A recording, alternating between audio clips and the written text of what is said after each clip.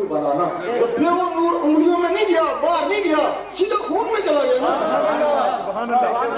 جب وہ خون میں گیا تو خون سے ہوتے ہوئے نسوں میں چلا گیا نا. تو نسوں میں کوئی بیماری چلی جائے تو نکلتی تو نہیں نہ پھر اللہ بڑھ گیا نکلے گا کیوں؟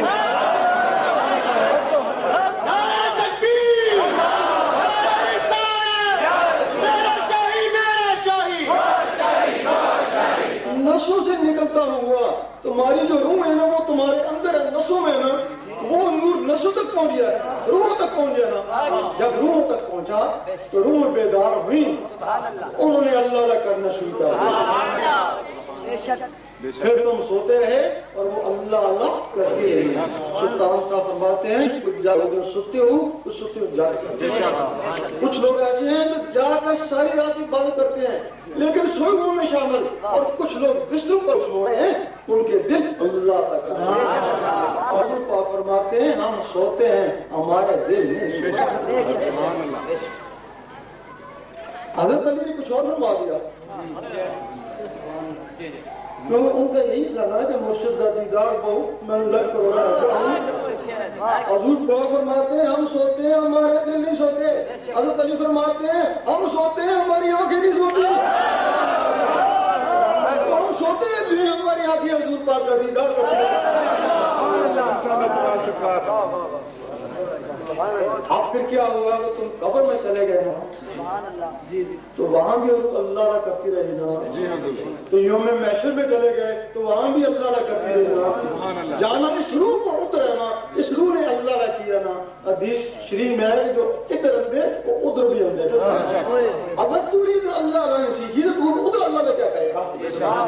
تو قیامت تک جب اللہ ہوتی رہے گی تو تیرا مرتبہ کتنا بلند ہو جائے گا. یہ تو اللہ کا فیض ہے نا. اس کے بعد اللہ کا نور ہے، وہ جو تمہارے اندر روح ہے نا ان کی نور سے پرش شروع ہو گئی نا. تمہاری غذا گوشت روٹی کی ہے، وہ جو تمہارے اندر روح ہے نا ان کی غذا نور ہے نا.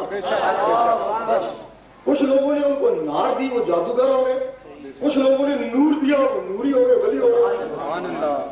جب ان کو نوری غذا دی تو نوری غذا سے ان میں طاقت آئی. جب ان میں طاقت آئی تمہارے اندر کچھ مخلوقیں ہیں، 7 لطائف ہیں، مخلوقیں ہیں، 9 جزء ہیں، 16 مخلوق اس ڈھانچے میں. ایک مخلوق ہے جس کا تعلق شیطانوں سے ہے. تم رات کو خواب میں سوتے ہو وہ تمہارے جسم سے نکلتی ہے تو شیطانوں میں گھوم گھام کے مڑ بھی آ جاتی ہے. اب تمہاری وہ نوری چیزیں نور سے طاقت پکڑ گئی. اب تم نے خواب میں دیکھا حضور پاک کے روزے کے گرد میں تو کھانا کعبہ کا طواف کر. کچھ عرصے بعد جب اور وہ طاقت پکڑ گئی نا اب سونے کی ضرورت نہیں. تم نے صرف سوچا دیکھیے حضور پاک کیا کر رہے ہیں. تم نے سوچا وہ اس سینے سے نکلی حضور پاک کے قدموں. جب یہ روح حضور پاک کے قدموں میں پہنچ جاتی ہے تو جو وہاں سلسلہ ہے تم نے پڑھا ہوگا، کسی نے پڑھا ہوگا عارفانہ کلام تو کسی نے پڑھا ہوگا معارفانہ. لیکن ولیوں کی بھی قسمیں ہوتی ہیں، ایک عارف ہوتا ہے ایک معارف ہوتا ہے. تم کو یہ بھی پتا عارف کیا ہے معارف کیا ہے. عارف شریعت کا بہت پابند ہوتا ہے تو معارف کو اصلی شریعت ملتی ہے. ہاں وہ اصلی شریعت کیا ہے؟ نقلی شریعت میں گڑبڑ بنا فتنہ ہے، باطل پھینکے ہیں. ہاں نفرتیں ایک دوسرے سے. اصلی شریعت میں نفرتیں نہیں ایک دوسرے سے محبتیں ہیں.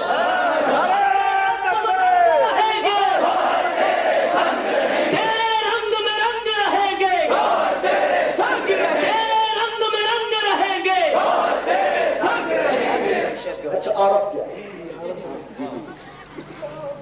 کوئی بھی شخص اس میں ضروری نہیں ہے کہ وہ ایک بات کر رہا ہو، بھلے وہ چوری ہو، بھلے ابو بکر ہماری کی طرح ڈاکو ہو. شرط یہ ہے کہ جس کے اوپر جسم کے اوپر اللہ تعالیٰ اپنی تجلی ڈال، جس پہ بھی تجلی ڈال دیکھا وہ کوئی بھی ہے اس کا جسم ولی بن جائے گا. اس کا جسم ولی ہو گیا نا. پہلے ڈاکو تھا تو ڈاکو نہیں ہے نا. جب تو چور گیا تھا غوث پاک کے کے گھر میں تو ملک آیا تھا رات ولی بن کے آیا تھا اس کے لوگوں نے مانا تھا اس کو، نہ علاقے کے لوگوں نے مانا تھا نہ برادری کے لوگوں نے مرنے کے بعد انہوں نے کہا تھا ولی تھا، زندگی میں کہنے لگے چور تھا، ہم کیسے اس کو مانے؟ کیونکہ علاقہ اور برادری اس کو ماضی کو دیکھیں گے کیا بھائی، لیکن احباب اس کے حال کو دیکھتے ہیں کہ یہ سنی کیا ہے، اور اللہ تعالیٰ اس کے مستقبل کو دیکھتے ہیں کہ آگے کیا ہوگا۔ یہاں سے علاقہ اور برادری بات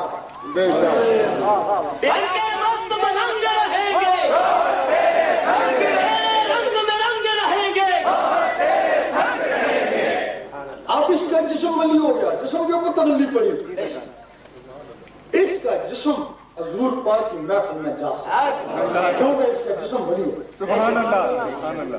تو دوسرا کیا اس کو معارف بولتے ہیں، اس کے جسم میں تجلی نہیں پڑتی، وہ اندر اپنی روح کو تیار کرتا ہے۔ جسم میں خطرہ ہے، ہو سکتا ہے تجلی پڑے مری جائے، ہو سکتا ہے مجبور بھی ہو جائے، یہ خطرہ ہے۔ پھر وہ کیا کرتا ہے، وہ اپنے جسم کو سلامت رکھتا ہے، اپنی روح کو جو ہے وہ ان کو تیار کرتا ہے، نوری طاقت سے ان کو تیار کرتا ہے، وہ سب لطیفوں جسم کو کھڑا کر دیتا ہے۔ پھر اس کے اوپر تجلی پڑتی ہے، کسی روح کے اوپر تجلی پڑتی ہے، اس کی روح وہ روح ولی ہو جاتی ہے۔ اگر وہ مر بھی جائے تو اس کو کیا کروا، اس حالوں میں اس کو ایک مر بھی گیا تب کیا اس کا۔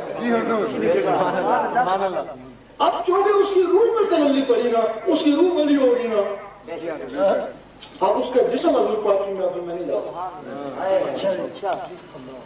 اتنے میں وہ دیکھتا ہے، دور سے دیکھتا ہے کہ کتنے خوش نصیب ہیں جسم سمیت حضور پاک کی محفل میں